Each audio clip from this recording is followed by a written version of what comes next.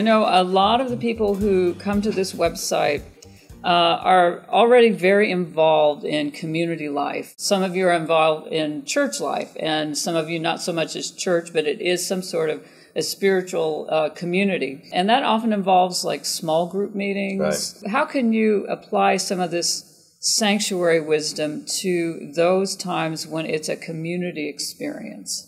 It's the same principles. I mean, just take my grandmother and me, for example. That was a small group. Yeah. Okay, so add 4 or 5 people to it. But in other words, it's the same thing. The space, then the space was the swing. Yeah. And the nourishment, replenishment, and renewal, that's all present there. It's the same thing with the group.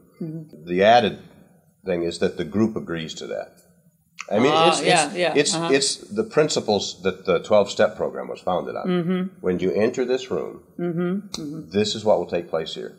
Because the thing about small groups is life is crazy. Yeah. And other people can see when we need sanctuary time than we can. And so what we need are people who are advocates. And we need to be advocates for each other. Yeah. A small group is a perfect place for it. And what we're doing is being advocates for each other for sanctuary. That when we get together, we ring our bell or whatever we say, we're gathered. Okay, now we're in our sanctuary space. Yeah. Yeah. And each group differs on what elements they'll have for renewal. But there is an agreement that when we're here,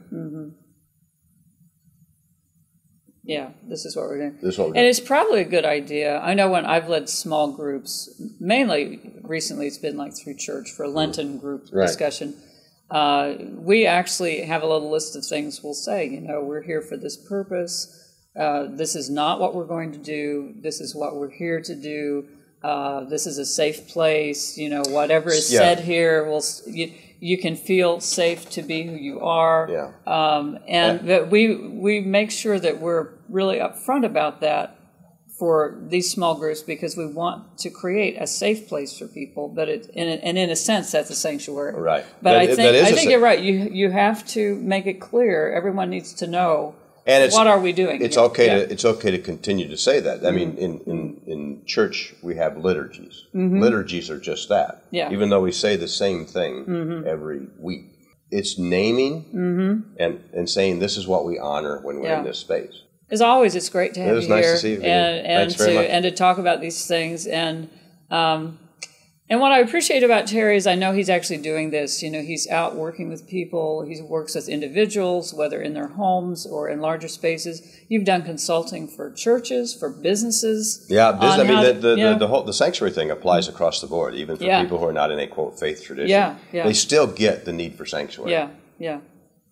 And because the need for replenishment. Yeah. So you're doing this all the time, which means that what's in this book is hard-won wisdom, and he knows what he's talking about. Which is a nice way of saying I don't always practice what I preach.